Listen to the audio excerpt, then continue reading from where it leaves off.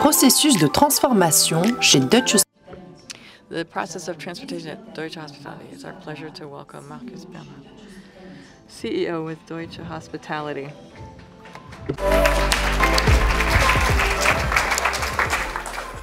Bon après-midi, messieurs, dames. Good afternoon, ladies and gentlemen. I'm delighted to see so many of you this late in the day. It's lovely. Sorry, my French is not great, but as a Swissman, it's always a struggle to consider whether I should speak Schweizerdeutsch. I thought that would not be the best way to convey my message, so I'll struggle with what French I do speak. So a few words about Deutsche Hospitality, a company founded in 1930. And at the time it was called Tigenburger Hotels, one of the oldest hotel groups in the world. I'd just like to tell you a little bit about our history since our shareholder changed in 2019-2020.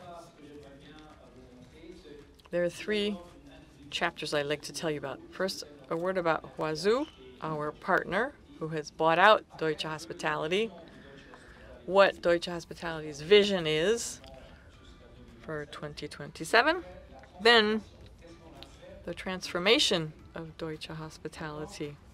What have we been doing since the takeover? I stepped into my position on November 1st. I was very enthusiastic, and on November 2nd, the German government announced the lockdown. It was great. We thought, oh no, what now? We thought, okay, well, now is the time to overhaul ourselves lock, stock, and barrel from the ground up. We have to do something to really get this company to shipshape for the post-COVID era. So what did we do? Well, with Huazhu, who have about 7,000 hotels, who have 100,000 employees, who have 21 brands, and almost 2,700 hotels in the pipeline with signed contracts whose development is underway. And where every day there are 3 to 4 hotel openings in China, whereas we're small potatoes. This is who we are. We're small, but we're great. 120 hotels, 10,000 employees, 48 hotels in the pipeline, and our revenue figure for 2019, about 800 million. We're down to 200 million in 2020. That's quite a slump. Our Huazhu partner are very good in the economy and mid-scale segments in mainland China. And we're good in the economy, mid-scale, luxury, upscale, lifestyle segments. And there will be more about that later. The size difference matters. Look at where Huazhu stands. In 2019, they reached 9th place. Last year, they reached 7th place. And of course, they want to reach the top 5. The market cap, these are August figures, August 2021 figures, about 15 billion in market cap, which to me is very reassuring. That means we can grow the group with the knowledge that we're backed by a company with deep pockets, and we can develop Africa, the Middle East, and our other locations, other planned locations. Now, what is our vision? Of course, we have a clear target. We had to become one of the biggest players in Europe, and we're going to do this in 3 steps. He's lined up the money. He wants to grow in Europe, but also worldwide. Worldwide, he wants to be among the top 3. In Europe, he wants to be among the top 5, to be conservative. So that's the growth plan. Of course, we share this goal with the investors and with everyone, and we've been working hard to make sure that we did complete these 3 steps by 2027, or that we're going to by 2027. This is the pipeline. This is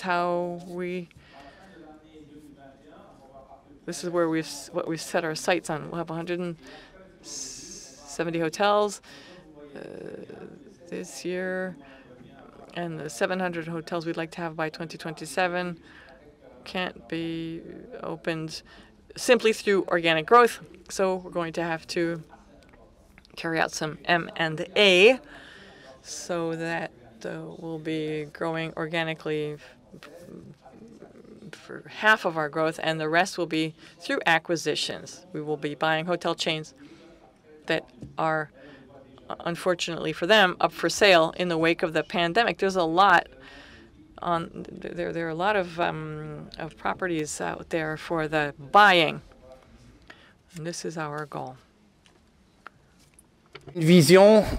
So therefore, a vision of a company that was quite centralized, that was controlled, and now we're changing that.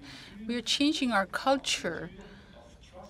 We're going to a culture of trust, and we're no longer a culture of control. And this takes time, because a 90-year-old company, it's not that easy to change it.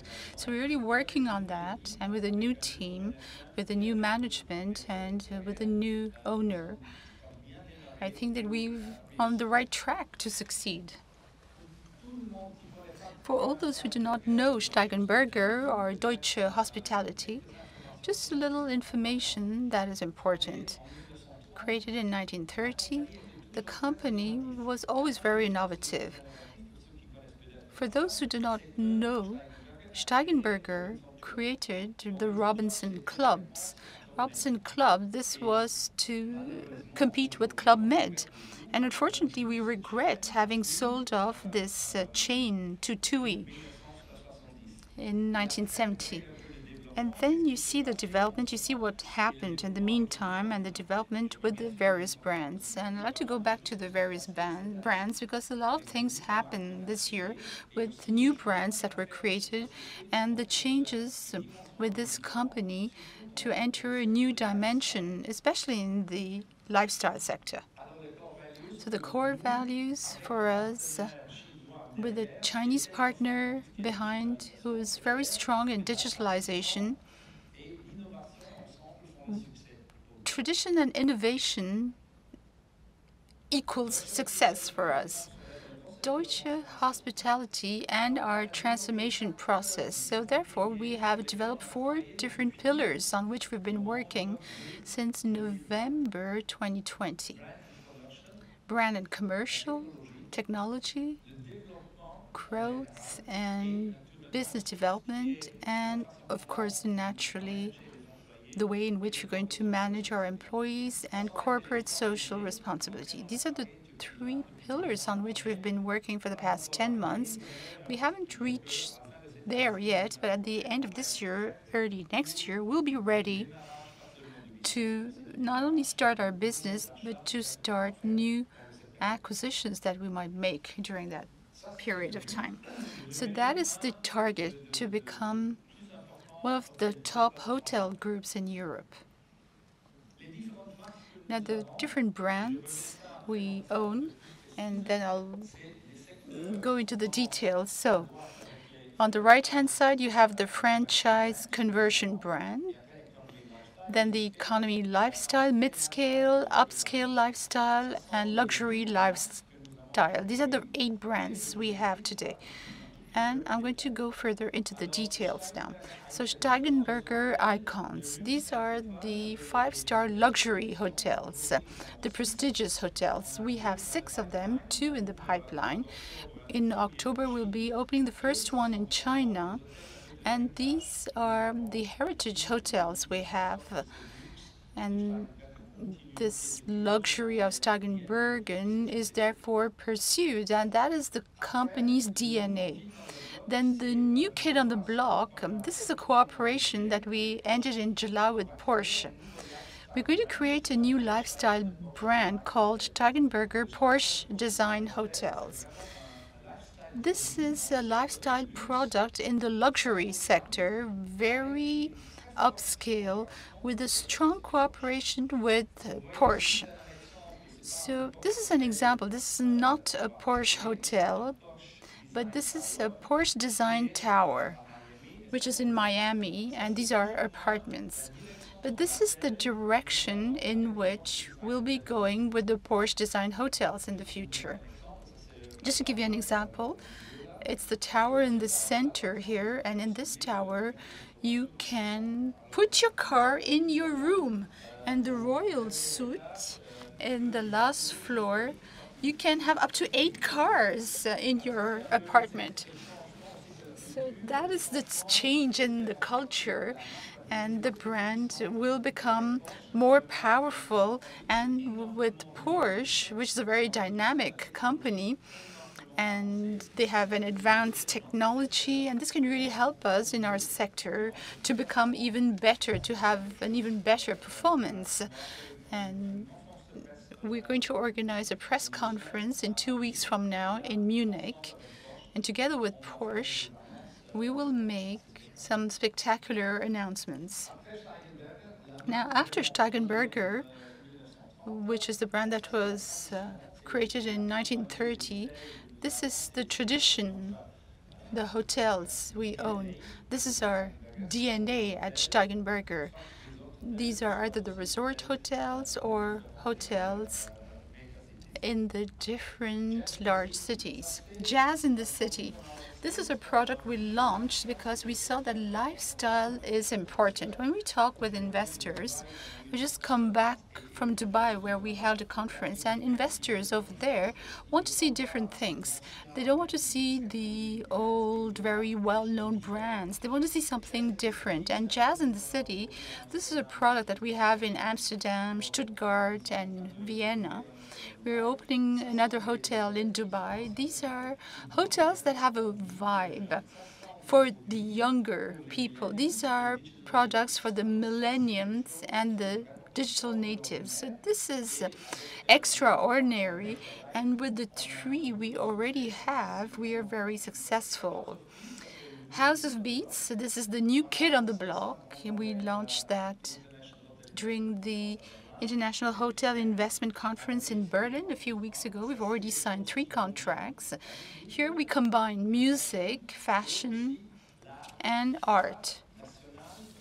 National, regional art. And with this product, we've signed a contract in Milan, Trieste, and Hamburg. And this is a slightly different domain to make sure that lifestyle might attract a different type of client. Intercity hotels. Maybe some of you have already had this experience. Right at the beginning, 25 years ago, the Intercity brand for German railways, we bought that company in 1987, and since then, we are operating this brand, especially in airports, train stations, and in downtown cities, in large cities. Sleep. It's a Danish startup that we bought in 2019. It's a lifestyle economy brand. 85% totally autonomous, totally digital, and as for the cost for the investors, very low cost, very inexpensive, and this is helping us in our current economic situation. It's very interesting, and this is one of the ranges that is doing very well in terms of development and in our discussions with our investors. Max is a conversion brand. All the new products, Greenfield, etc., that's going to be too complicated. Banks are making it difficult to finance such things. And with Max, we have a product that we can use for products that are not Tigenburger, which are not intercity, but whatever we want to keep at home. And with Max by Deutsche Hospitality, this is a conversion brand for several brands, for several independent hotels who want to be part of our range of Deutsche Hospitality. And during that period, we began our brand strategy so that we could be ready for all the future acquisitions. And we were wondering how we could do that while remaining flexible and dynamic as soon as we get a new partner, a new group of hotels that we could include. And with this segmentation we've created, we were ready. Either we buy a company that has brands in economy, lifestyle, or upscale lifestyle. We put it directly vertically in this organization. We have internal organizations that take care of each of these segments. And in this manner, we are faster and we do not lose any business, and we have thus maintained our economies of scale. And this has helped us a lot. On the right-hand side, we've put the partners, the competition. Of course, it's not just limited to that, but we couldn't have 100 more brands on the right. So we've limited them to those that are the most important, considering the brands we have in our portfolio.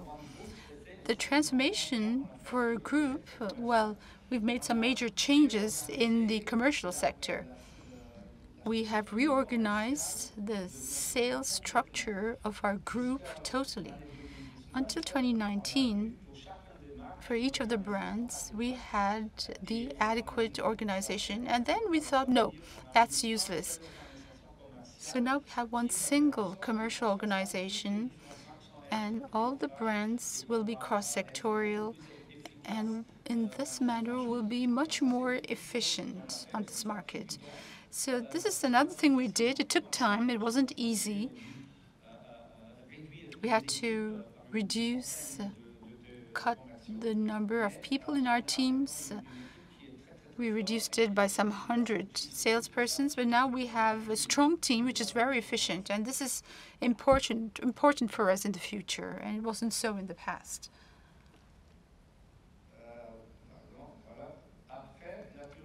And after, what is important was digitalization.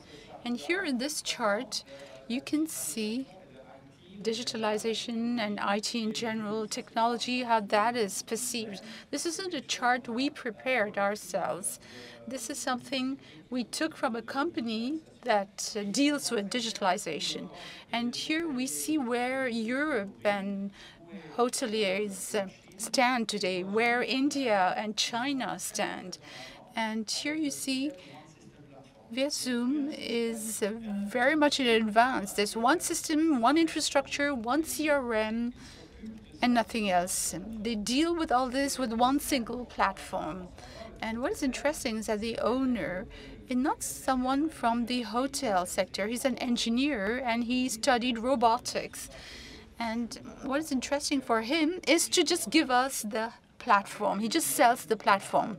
With a loyalty program of 175 million clients, of course, you can afford to do that. And the revenue, all the reservations, that is 88, 89% indirectly through this loyalty program clients. And that is very interesting. And corporate social responsibility, that is also something that is not new for us, but we didn't have that in our mind in the past. Everybody talks about this, but we didn't really deal with that. And now, why have we done all this? Well, it's quite clear. It's for our customers, for the shareholders, for our partners and employees, end to end. I want to show you a short film we have prepared to motivate not only the employees, but all the stakeholders we have to show what is Deutsche Hospitality, what we want, what we're doing, and how we want to succeed. Oh, hi. They call me Mr. Smiles. You'll get the irony of that soon enough. My real name? None of your goddamn business. My job? I scrutinize the hotel landscape all around the globe. You think I'm here to hand out good reviews like candy? I look for that fatal error. the chink in the armor. I will hunt you down until I see unprepared hotelier written across your forehead. Aside from that, I'm pretty nice. I would like a glass of wild goat milk. My bath at precisely 42.7 degrees. And throw in a yellow rubber ducky. Immaculate. You see, I expected this. What I look for is that extra oomph. A hotel so damn dandy it sends the competition weeping over their empty tills. Not bad. A hotel that goes that extra mile to say nothing but the best for you, my friend, because you are special. Cheers to that. Never mind my second home. This is my home. I'll never stay anywhere else again if you don't have to. Harbor of freaking excellence. You follow me? Get out of here.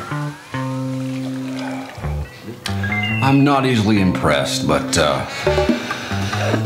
okay. Oh, what is this? Am I having a stroke?